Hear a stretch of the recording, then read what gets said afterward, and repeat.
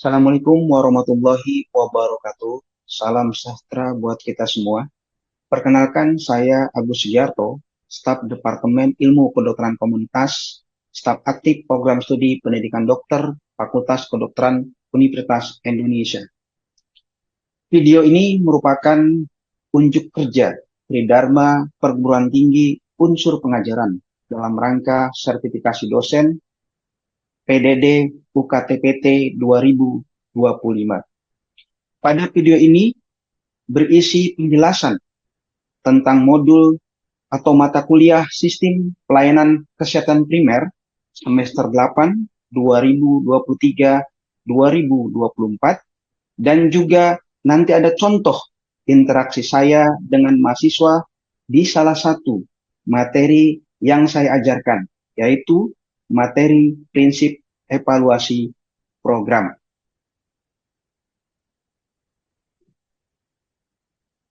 Modul sistem pelayanan primer ini ada beberapa staf yang menjadi tim penyusun, di mana saya menjadi satunya, dan kemudian juga saya menjadi ketua modul dari modul sistem pelayanan kesehatan primer 2023-2024 term 2 semester 8.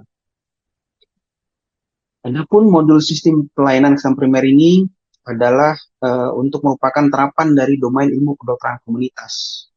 Modul ini diadakan untuk mencapai kompetensi SKDI, terutama kompetensi mengenai pengelolaan masalah kesehatan dan kompetensi khas lulusan FKUI, yaitu kompetensi manajemen pelayanan kesehatan, di mana modul ini menggunakan pendekatan sistem kesehatan makro, meso, dan mikro, kemudian disampaikan dengan blended learning, baik itu daring, luring, sinkronus, dan asinkronus. Dan lama modul adalah 6 minggu dengan beban 6 SKS. Modul ini ada di semester 8. Mata kuliahnya diajarkan dengan pendekatan sistem kesehatan, yaitu tingkat makro, tidak akan dipaparkan terkait dengan konsep sistem kesehatan SIG Building Block WHO. Kemudian tingkat meso akan dikenalkan pada sistem kesehatan di tingkat organisasi. Di sini akan belajar evaluasi program, kemudian diagnosis, juga terkait dengan pemberdayaan masyarakat.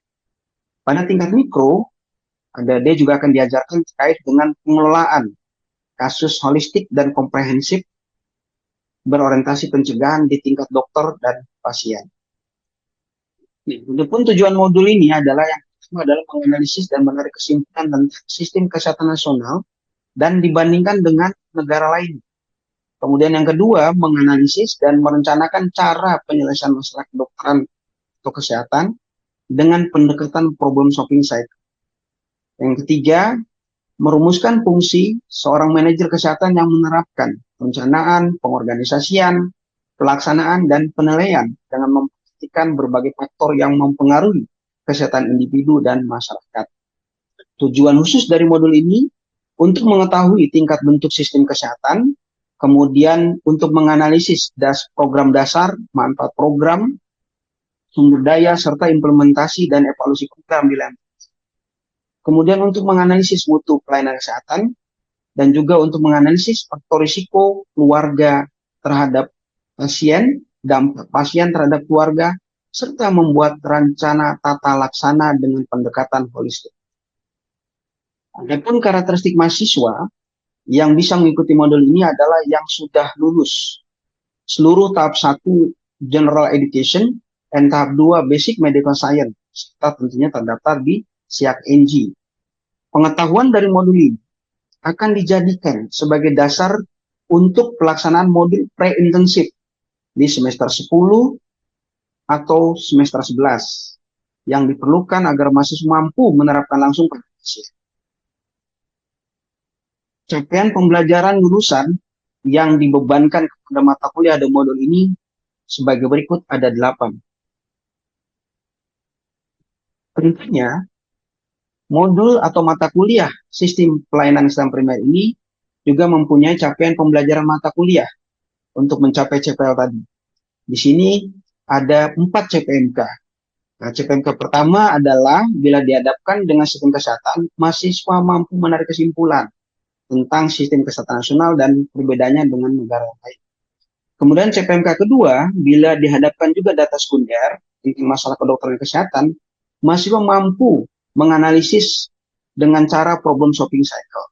Kemudian CPMK ketiga, bila dihadapkan pada data sekunder tentang masalah kesehatan dan kedokteran, mahasiswa diharapkan mampu menganalisis aspek dan faktor risiko pada pasien, keluarga, dan masyarakat. Kemudian CPMK 4, bila dihadapkan pada data sekunder tentang masalah kedokteran kesehatan, mahasiswa diharapkan mampu menganalisis hajat di lingkungan sekitar pasien dan masyarakat. Untuk mencapai CPMK tersebut, ada tadi 4 CPMK, maka kemudian dibuatlah sub-sub CPMK, di mana sub CPMK ini ada 13. Nah, CPMK ini adalah untuk mencapai CPMK tadi. Sub CPMK 1, 2 terkait dengan sistem kesehatan, sub CPMK 3 dan sub CPMK terkait dengan program kesehatan, sub CPMK 5 dan sub CPMK 6 terkait dengan jaminan mutu pelayanan kesehatan. Kemudian sub CPMK 7, sub CPMK 8 ini terkait dengan diagnosis komunitas, sub CPMK 9 terkait dengan program pemberdayaan masyarakat, dan sub CPMK 10, sub CPMK 11 ini terkait dengan bagaimana pendekatan kedokteran keluarga. Kemudian sub CPMK 12 dan sub CPMK 13 di mana ini belajar terkait pendekatan kedokteran okupasi. Adapun metode pembelajarannya, ada kuliah daring interaktif, ada paper classroom, kemudian ada juga forum diskusi di MAS, ada diskusi kelompok sinkronus, mendiskusikan pemicu, kemudian tugas individu dan kelompok, ada juga kegiatan lapangan. Nah, di sini mahasiswa akan turun ke puskesmas. Kemudian ada juga umpan balik. Hal ini terkait dengan pleno nanti di pleno daring sinkronus. Di sini adik-adik dapat mahasiswa mendapatkan feedback langsung dari para narasumber. Kemudian materi pembelajaran pada modul sistem pelayanan kesehatan primer ini ada tentang konsep dasar sistem kesehatan, ada juga terkait sistem kesehatan nasional, kemudian bagaimana layanan kesehatan, sumber daya manusia di Indonesia dan di luar negeri terkait dengan kesehatan, kemudian bagaimana terkait dengan sistem pembiayaan kesehatan tentunya, kemudian juga bagaimana evaluasi program kesehatan, bagaimana diagnosis komunitas, kemudian bagaimana pemberdayaan masyarakat, dan juga tentunya belajar terkait program-program di puskesmas. Terkait dengan mikro, yaitu pasien, adik-adik akan juga belajar mahasiswa mendapatkan pelayanan berpusat pasien. Jadi belajar terkait materi-materi diagnosis holistik, materi terkait pola gizi seimbang, terkait dengan aktivitas fisik, dan juga terkait kedokteran okupasi.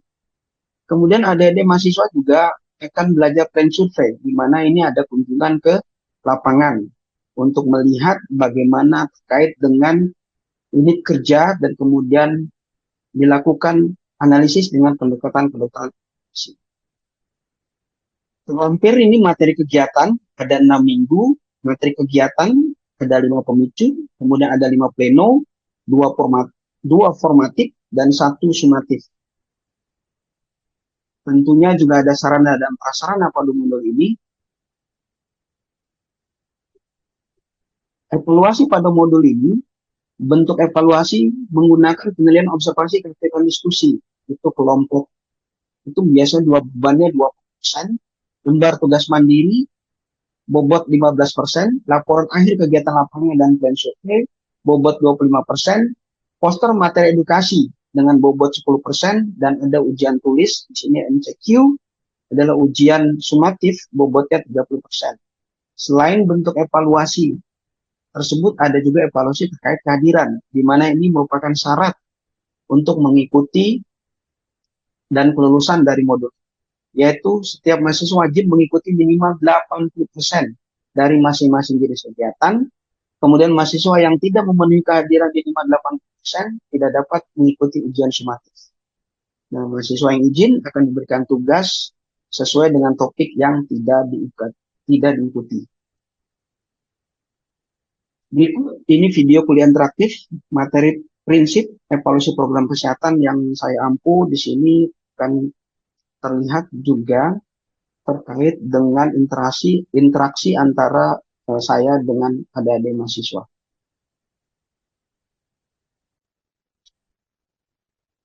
Assalamualaikum warahmatullahi wabarakatuh. Salam sejahtera buat kita semua. Hari ini saya Agus Sugiarto dari Divisi Manajemen Kedokteran Departemen IKK FKUI akan memberikan kuliah pada adik-adik terkait dengan prinsip evaluasi program.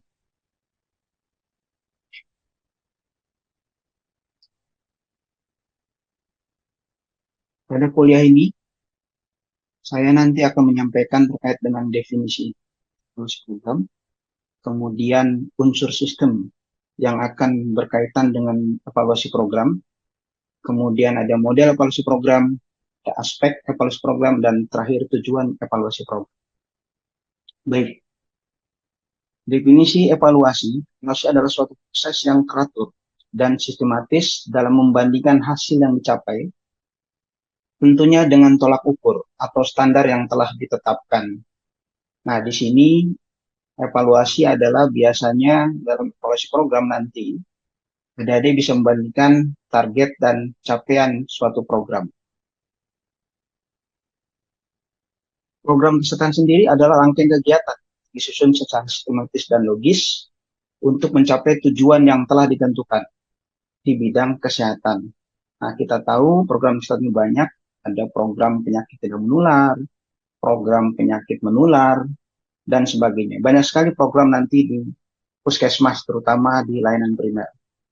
Kemudian apa itu sistem? Sistem itu adalah suatu kesatuan yang utuh dan terpadu dari beberapa elemen yang berhubungan serta saling mempengaruhi yang dengan sadar dipersiapkan untuk mencapai tujuan yang telah ditetapkan.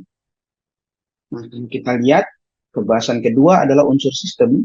Di sini kita akan melihat adanya input atau masukan, kemudian ada proses, ada output atau keluaran, dan terakhir biasanya ada dampak. Nah, dampak ini biasa ada outcome dan ada impact. Nah, tentunya di unsur sistem ini kita lihat ada juga lingkungan yang akan mempengaruhi dari unsur sistem ini. Jadi kita lihat di sini adalah penerapan unsur sistem pada beban tulang pekan. Di sini ada unsur input yang terdiri dari money, material, method.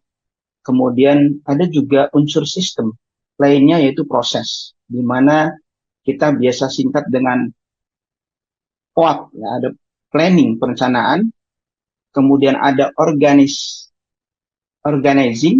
organisasi, kemudian ada application, yaitu pelaksanaan, ada juga terkait dengan controlling, terkait dengan pengawasan.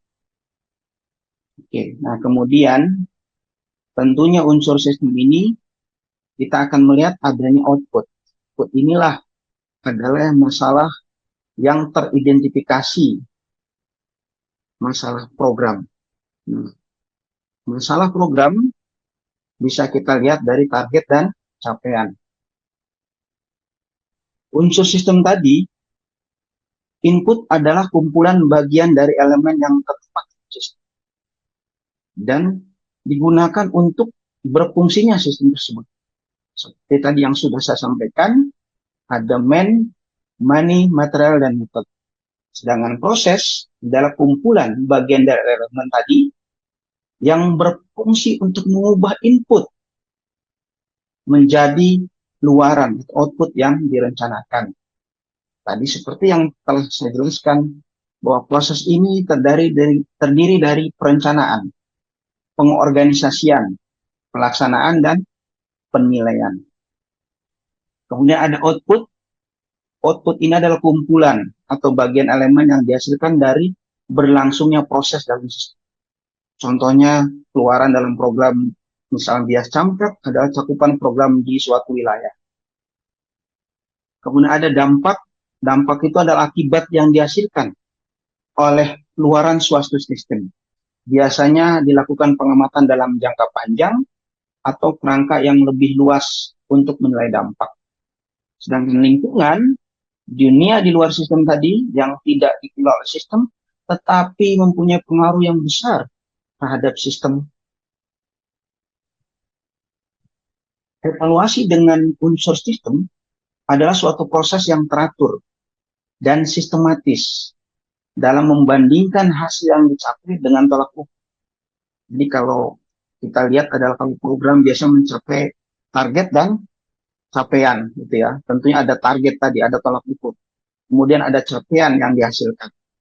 Nah, di sini akan ditetapkan dari situ adalah masalah dari program. Kemudian setelah masalah teridentifikasi, akan dilanjutkan dengan menemukan penyebab dari masalah tersebut dan akhirnya membuat solusi yang direkomendasikan untuk perbaikan program agar lebih baik lagi. Evaluasi program dengan pendekatan sistem adalah penilaian pencapaian program dibandingkan target pada unsur keluaran dari suatu sistem yang seperti tadi yang saya jelaskan adalah untuk menemukan kesenjangan, kemudian dicari penyebab, dan akhirnya diperbaiki. Nah, ini ada beberapa model evaluasi program. Ada teori logic model, ada goal-oriented evaluation model, ada goal-free evaluation model, ada formative summative evaluation model, ada responsive evaluation model, ada content evaluation model, ada CIPP evaluation model, diskrepansi model, dan ada juga problem solving cycle. Nah, yang akan diajarkan pada kuliah berikutnya adalah problem solving cycle. Di sini akan saya coba jelaskan sedikit terkait dengan model evaluasi program dengan menggunakan pendekatan problem solving cycle. Nah, kita lihat problem solving cycle adalah suatu lingkaran penyelesaian suatu masalah. Nah, dimulai dari analisis situasi. Nah, di sini biasanya kita bisa melakukan observasi, bisa melihat data-data primer, data sekunder gitu ya, dalam analisis situasi. Bisa menggunakan checklist, wawancara, dan sebagainya. Kemudian, langkah berikutnya ada identifikasi masalah. Identifikasi masalah ini biasanya membandingkan target dengan capaian. Gitu ya. Mana program-program yang tidak mencapai target.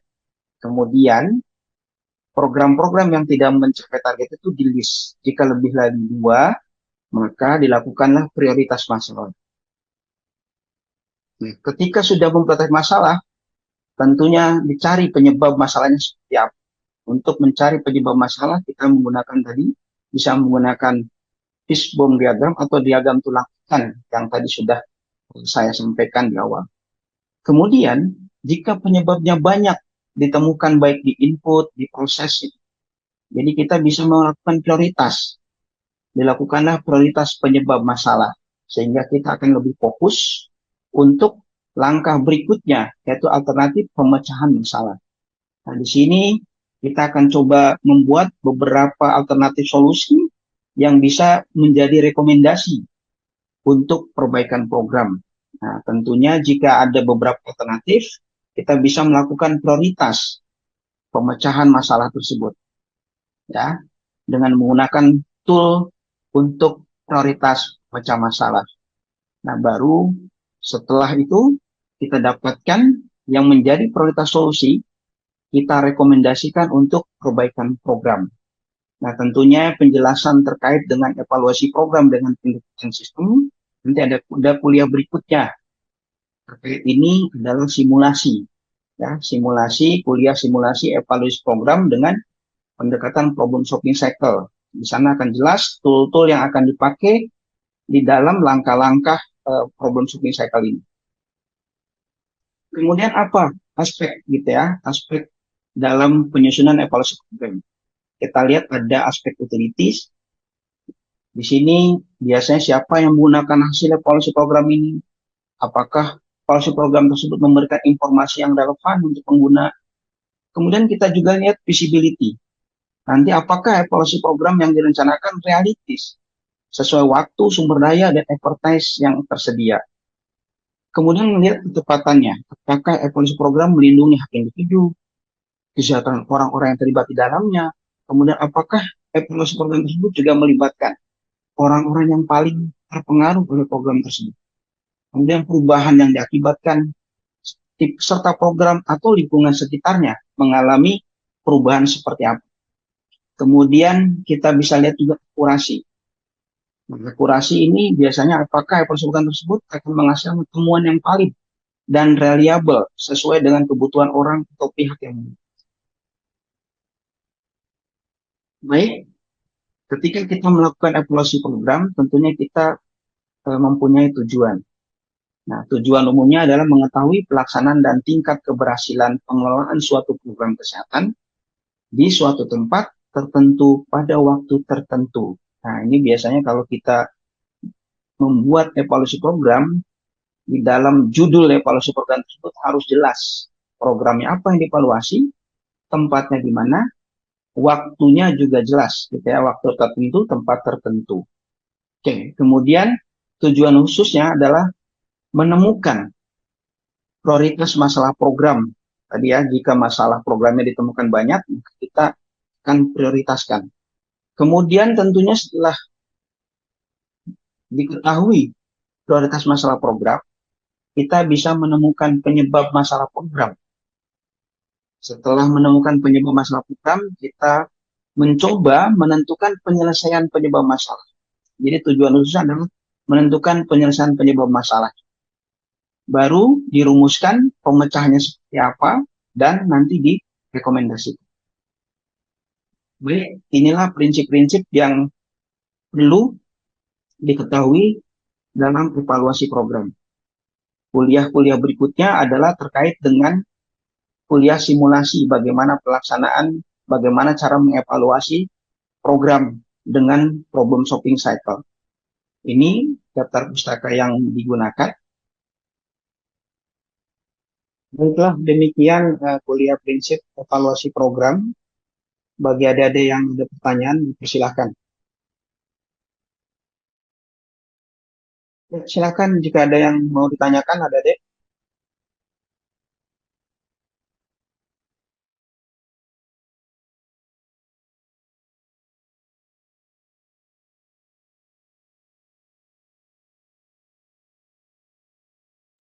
Izin bertanya, Dok.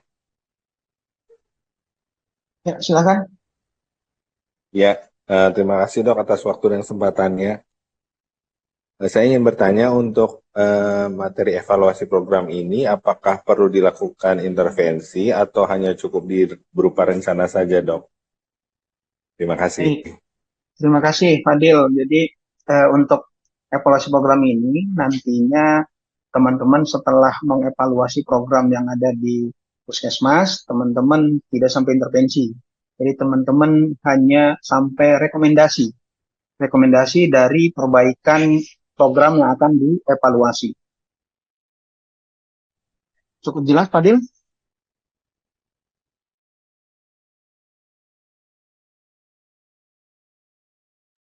Belum, Fadil, cukup jelas.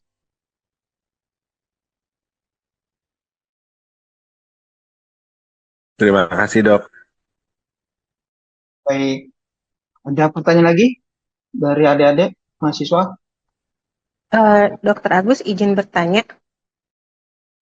Silakan, Ilma.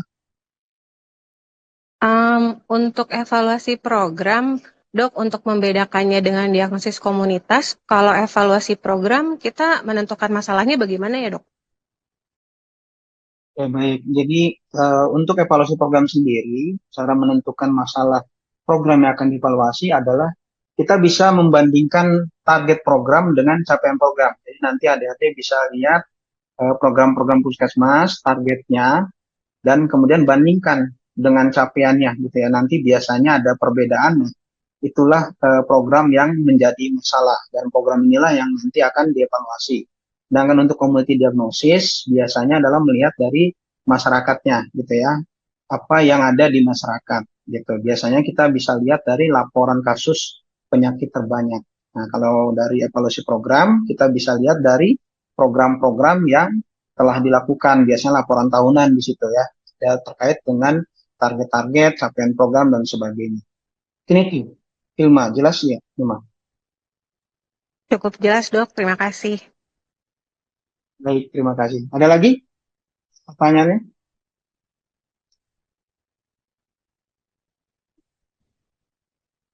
Jika tidak ada, saya cukupkan untuk kuliah prinsip evaluasi program ini.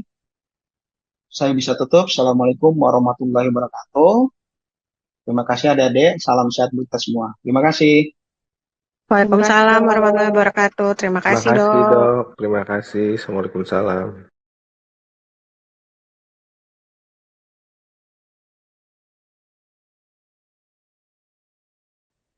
Demikianlah video saya terkait unjuk kerja Tridharma Perguruan Tinggi unsur pengajaran.